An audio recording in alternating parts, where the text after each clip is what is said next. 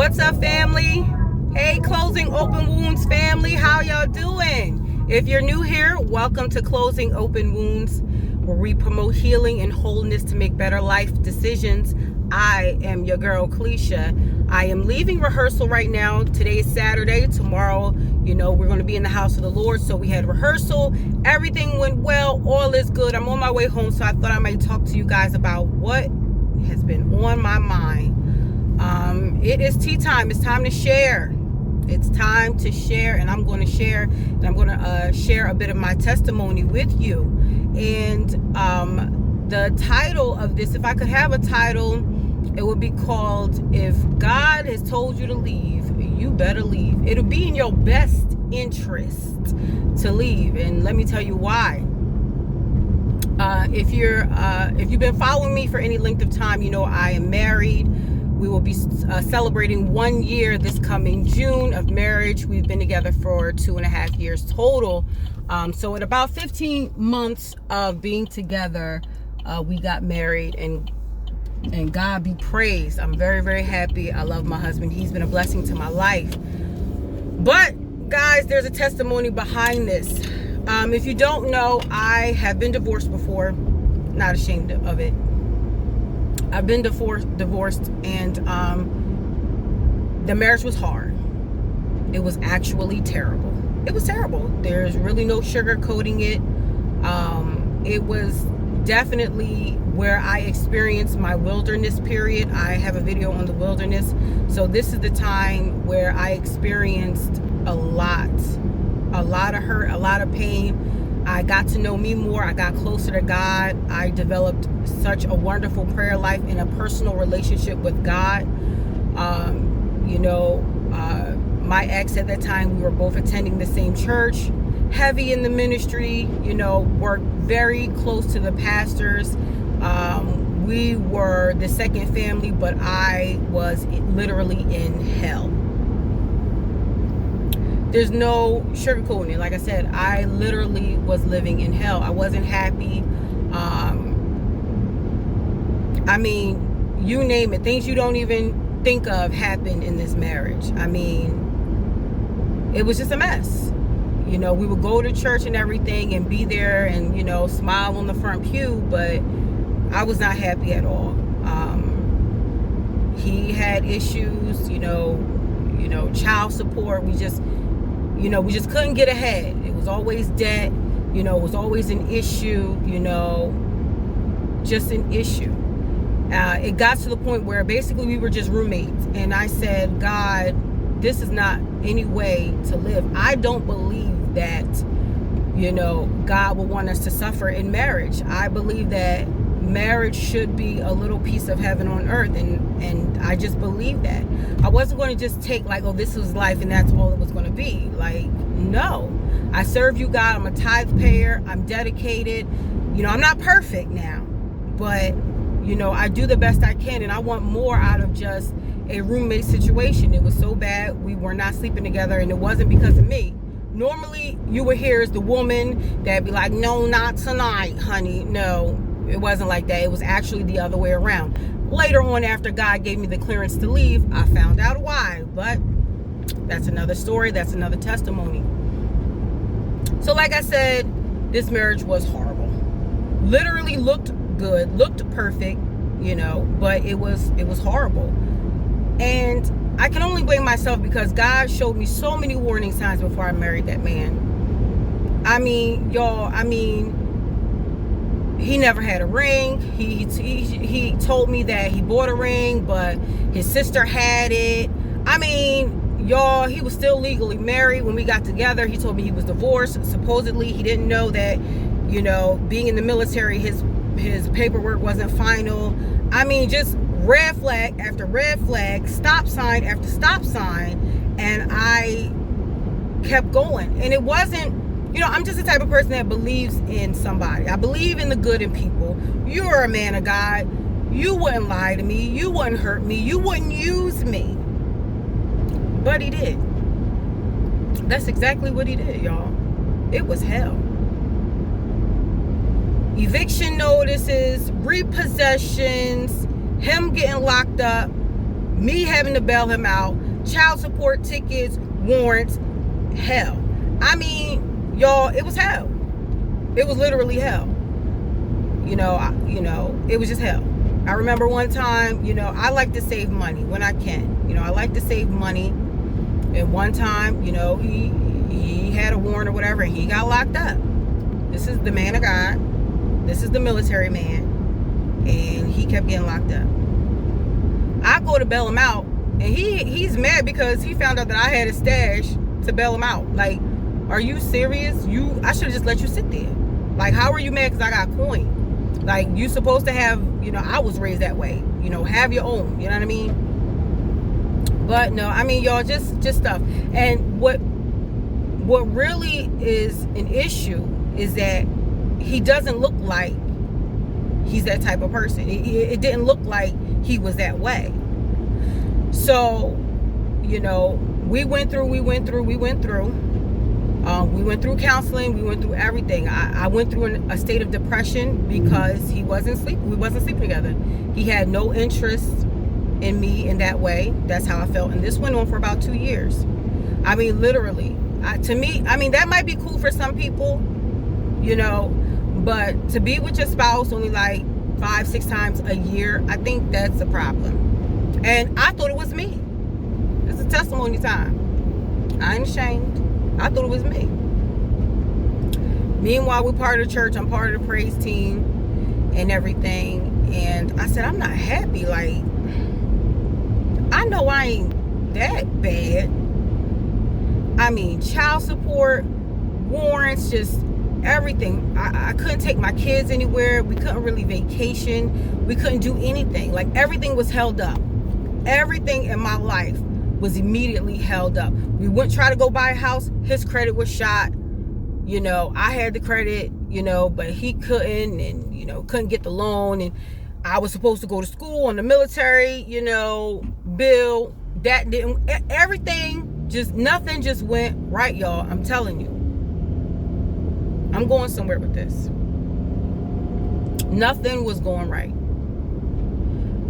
So it got so bad, y'all, and I'm not going to tell his stuff without telling mine, because I'm a woman about mine. It got so bad that I cheated on him. I did. And for anyone to say, oh, anybody who cheats because they want to cheat, no, that's not true. Sometimes somebody could push you to cheat, and I'm a firm believer in that, because I'm not a cheater. So, so me being me, I'm still a woman of God. I failed. I told him. And I'm like, yo, what you want to do? This is a problem.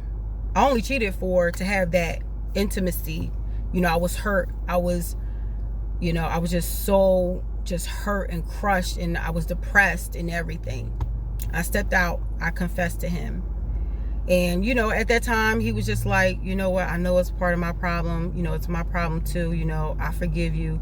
I'm like, what do you want to do? Do you want to work on it or no? Like, so if I'm cheating, it's a problem. That's how I look at it. I'm a woman of God. I cannot be up here singing God's praises, being part of a ministry, and out here committing adultery. I slipped up. I asked for forgiveness. He said he was going to work on some things. Okay.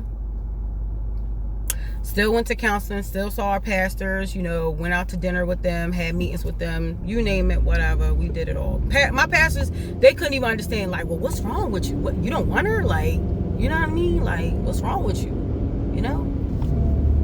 And he'd just be like, I don't know. I'm like, nigga, you need to go to a doctor or something, because, like, you trip. It had me so depressed. It really, I devalued myself, because I felt like this man didn't want me. That's how I felt. You know what I mean? So he said we was going to work it out, but it wasn't. Nothing was working. Still stressful. Still no money. Still just can't live. And I said, God, I can't live like this. Like, I remember crying on the floor. I remember God even dealing with me in my hurt place. God showed me, he's like, how are you so hurt and so depressed and in such of this state because a man don't want you? You only value your worth because of a man? And I was like, I mean, y'all, it was ugly. It was an ugly cry. And God showed me from childhood traumas and, molestation and just different things that have happened in my life, as a woman, you be like, dang, he don't want me. Like, I could see everybody else want me. You know what I mean? But my own husband at the time didn't want me. That did something to me. But God still healed me through that. So I talked to the Lord. I have prayer time with the Lord a certain day a week. I have a prayer journal, and I would talk to God. And I would write down whatever I felt that came to my spirit. I would just write it down. One day in that prayer journal, he released me. He said, you're released from this daughter. You're released from this marriage. And I was like, yes, thank you, Lord, because, But then I was still apprehensive because I'm like, what the church people going to think? I was so worried about the church people, y'all, and other people and their opinions that I stayed in a miserable marriage for almost 6 years. About 5.5 years of my life gone. I tell you not, when God gave me the release, I told him, we're done. It's over. Things got a little physical with him on his part. My oldest son, had to bust in the room and be like, yo, get your hands off my mom. Like, it was crazy. It was a very crazy experience for me and my kids. I started sleeping in my son's room. I have 2 sons, so we had 3 bedrooms. I started sleeping in my oldest son's room and locking the door. Like, seriously, that's how I lived until he finally moved out. I tell y'all not, as soon as I released and didn't care what anyone said and trusted what God told me, I'm telling y'all, my life opened up like a freaking flower. I lied to y'all not. I got a job that paid good. My credit was good. Got the brand new truck. This truck that I'm in right now, brand new truck. Was able to move out, put money down on the deposit on my apartment. I paid for the divorce. Nigga, I ain't gonna wait for you. I paid for it. I took him to court. I did it. Stuff started opening up. Me and my kids were invited to a resort in Florida for Christmas. We spent Christmas in Florida at Disney and everything. Soon after that, I actually met my husband. But because of everything I went through, my now husband, which I love him dearly, I gave him a little hard time. This is as time went on, And God told me in one time, in one prayer, when I moved out and everything, when I separated and we put in the paperwork to be divorced, God told me I was going to get married again, y'all. I cried like a baby because I didn't want anything to do with it. I was so scarred, so traumatized by that experience. But don't let that fear grip you from moving forward. You don't know what's on the other side of that door. Now, y'all, I mean, life is so good, y'all. Anyone who knows me, y'all know, like, life is definitely good. This book, this chapter in my life is so much better than the last. I got money in the bank. We just got back from Vegas not too long ago, celebrate my brother and his wedding. We're going on a cruise in the fall for our birthdays. Mine's in October, his is in November. Life is good. Now, I'm not saying me and my husband don't bump heads sometimes, because sometimes we do. You understand what I'm saying? But I'm telling y'all, I took a chance on God. I was terrified. I was terrified to move on because of what people thought. Not even on my ability. I wasn't even afraid of that, because I'm an independent woman, so I'm gonna do what I gotta do for my kids. Like, me and my ex-husband didn't have these kids together. My children, they've been with me from a previous relationship. So I'm like, I always do what I gotta do for my kids. You know what I'm saying? It ain't nothing. But I'm telling y'all, it's blessings when you take that chance on God and you move forward. And it was hard because no one could understand why me and my ex-husband were separated. Because on the outside, it looked good. It looked good. Like, y'all look good. It looks good. But no, I refuse to live a lie. I'm not going to look like I'm happy on Facebook and look like I'm happy on social media, and I'm really going home to a roommate situation. Like, we not talking, we not spending no time together, we not doing nothing. Like, no. I refuse to be in that type of situation. I said, God, this can't be life. Like, this is not it. How am I supposed to serve you and I gotta be miserable to do that? I don't believe it. And I don't believe it for you. Don't be afraid to start over. You can start over. I've been through hell. This is just a piece of my testimony. Just a piece. This is a couple year section of my life. Y'all have no idea. We can go deeper. You know? I was raised by my grandparents because my parents had addictions and stuff like that. You know? Like not having my mom, and then my mom recently passing away this February, not knowing my dad at the time, you know, and just so much that has happened in my life, and everything that you have been through, it leaves an imprint for your life, y'all. It leaves an imprint for your life. I'm just here to tell you, if you needed confirmation, because I don't believe in coincidences, I am here to tell you, you better not be afraid to start over. Why? Because God got you. He gonna tell you to do some things that people are gonna look at you like, nah, that can't be God. If you believe that you're supposed to be in a miserable marriage, getting beat upside your head, getting cheated on, you know, whoever, it could be male or female, you a good man, and your wife out here acting all kind of ways, and you think because you a Christian, you just gotta stay with that mess. That's life. That's fine. If God told you to stay, stay. But I know He told me to go. I know He told me I was released. And there's some of you out here that have been released from marriages, relationships that you've been in, that they're not going anywhere. And you just on a treadmill. You running in place. I couldn't save no money to save my life, y'all. Now, you know, I'm able to save money. My husband takes very good care of me, y'all. I had to start losing weight. He was taking me out so much, spending money so much. I done lost 25 pounds. Being with him, I got a little chunky. That happy weight they be talking about it. Oh yeah, that's real. Oh, that's real. This is what life is supposed to be like. And I ain't saying that we don't have bad days, because we do. We're human. But we work together. You're supposed to be living life, having fun, and serving God. And serving God. So now I got the best of both worlds. I'm treated how I deserve to be treated. You know? Don't think that ain't nobody gonna want you because of what you've been through. The devil is a liar.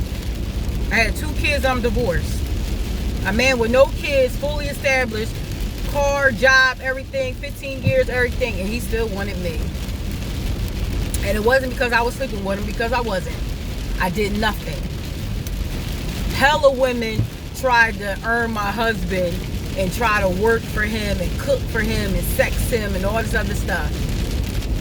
I ain't give him nothing but this word. I ain't give him nothing but my intellect. We talked. And he knew early that he wanted to marry me. He knew it. He knew about a second date. I lied to y'all not. And it's so sad because I didn't call him for 5 months. My cousin said, you need to go talk to Sean. You know, he's a nice guy. I work with this guy and he's nice. I think he's nice for you, whatever. Because she had showed him my pictures, because to her, I was depressed. At this time, I wasn't depressed. I had a new job, I had a new crib, I had a new truck. I just like to go in the house. Like, I'm a homebody now. I used to do a lot of ripping and running in my 20s. You know what I mean?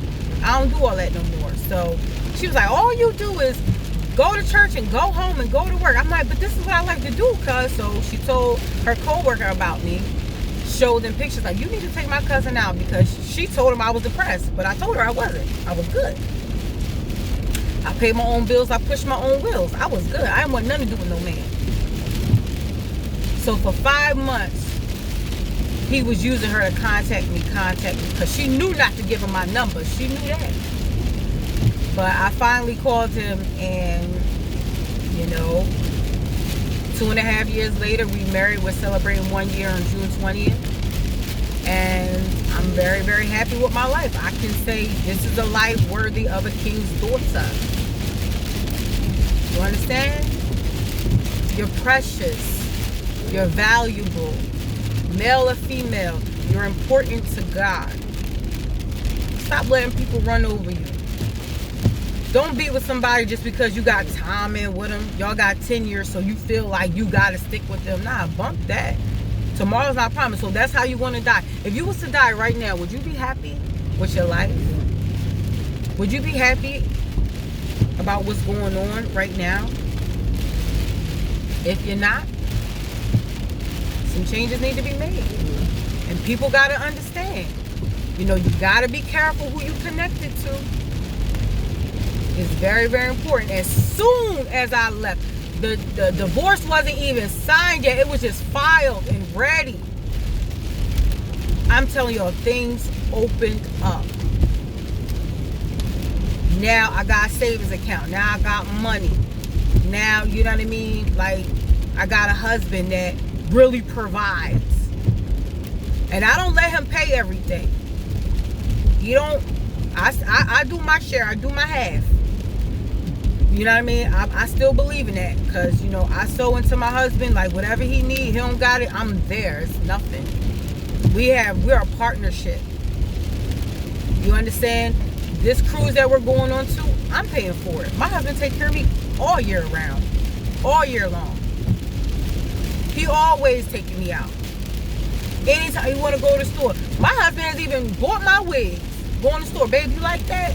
Oh, all right, if you buying it, all right, daddy. He really takes care of me. That's how a daughter is supposed to live. A son, a man of God, a wife is supposed to take care of you. She's supposed to make sure you got the meals if she's home. She's supposed to, you know what I mean, make sure that house is clean and she ain't ripping around in the streets with her little single friends, little bald-headed single friends. No, she's supposed to be in that house with them kids. But y'all want to stay for the sake of people, what people going to think. You go ahead if you want to. And be miserable as hell. Literally. I'm a witness. The other side is good. It's cool over here. And you know, I'm not saying there's always, you know, roses over here. But this is a life I can deal with. This is a life that is worth it. Like, is your struggle worth it? Is it worth it? Not only that, let's get back to my ex-husband. Y'all, so many women have called me. So many people have called me about stuff he was doing while I was married. A part of me was pissed off, like, why the hell you ain't tell me while I was in it? So much. I still get phone calls today about the foolishness that he be doing. I can't lie about it.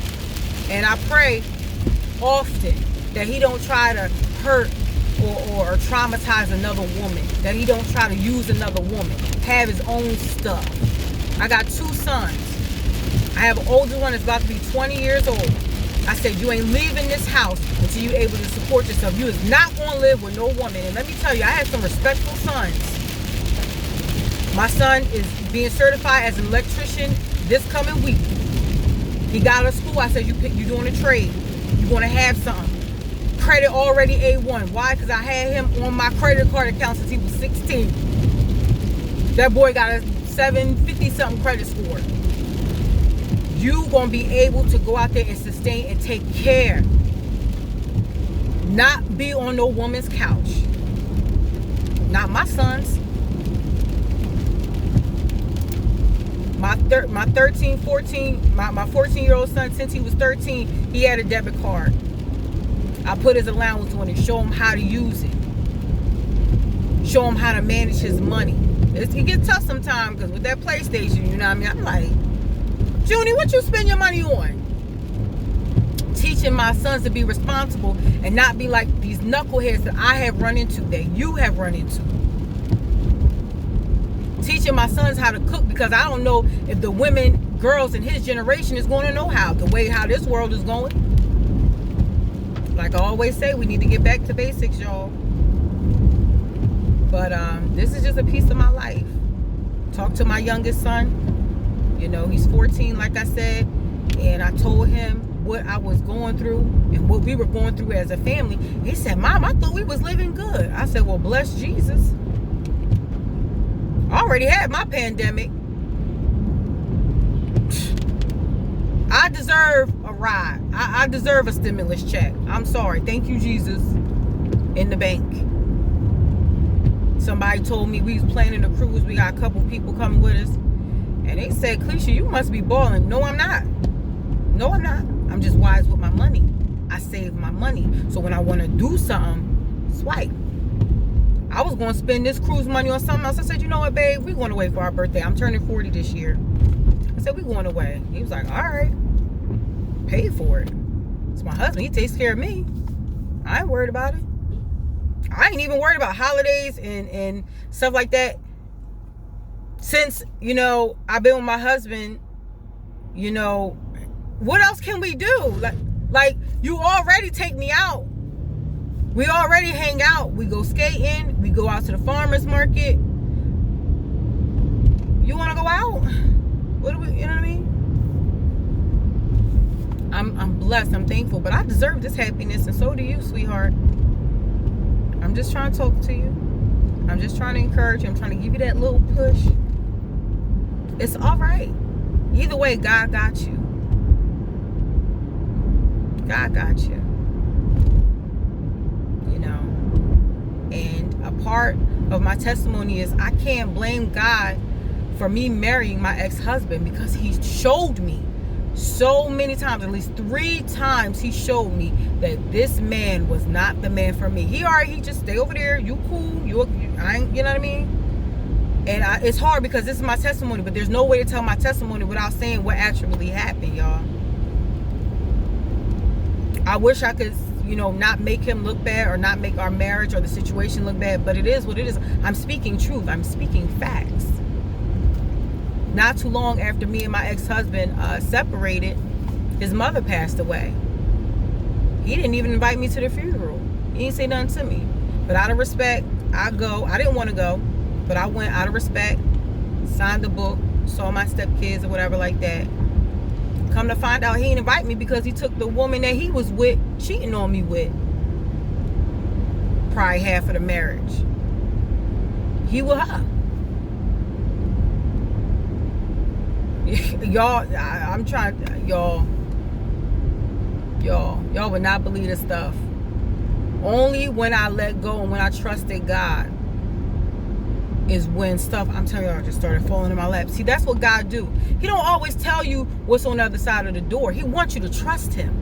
That's it. He can give you anything you want, but you got to trust him enough to go out on a limb. See, you don't want to walk that plank because you're scared that he ain't going to catch you. All God want to know and see is if you trust him. Do you have your own personal relationship with God? Because like I tell y'all, people thought me divorcing him, it was just like hard to believe. Like I felt like people were mad at me for not staying. I'm not living like that. I suffered enough. I suffered a lot in my childhood. I suffered a lot. A whole hell of a lot. I went through a lot. Nah, I ain't going out like that. I want to be happy. I want to be able to take care of my kids. When they need something, I don't want to have to wait till the next paycheck. Swipe. You know what I mean? Show my kids how to use credit cards. You know, doing what we got to do as a family. This is the life I deserve, and it's only going up from here. But it had to take me trusting God and his plan for my life. That's what I'm telling y'all. Trust him. Everything will work out, sweetheart. All you have to do is trust him. So I'm done ranting, y'all. Hopefully this has encouraged somebody. I love y'all. I'm very transparent. I don't know any other way to be. Some people would say, oh my God, you told all that. Listen, that's my testimony. Yeah, I'm going to tell it. I'm not ashamed. I've been through hell. We overcome by the blood of the Lamb and the word of our testimony. I'm helping you out. Somebody else encouraged me to move on. I I love you guys. Stay safe. Keep God first. Pray. You know, hold on to his word. If God speaks something to you, make sure you write it down, because sometimes we forget, and God doesn't always work exactly when you want him to work.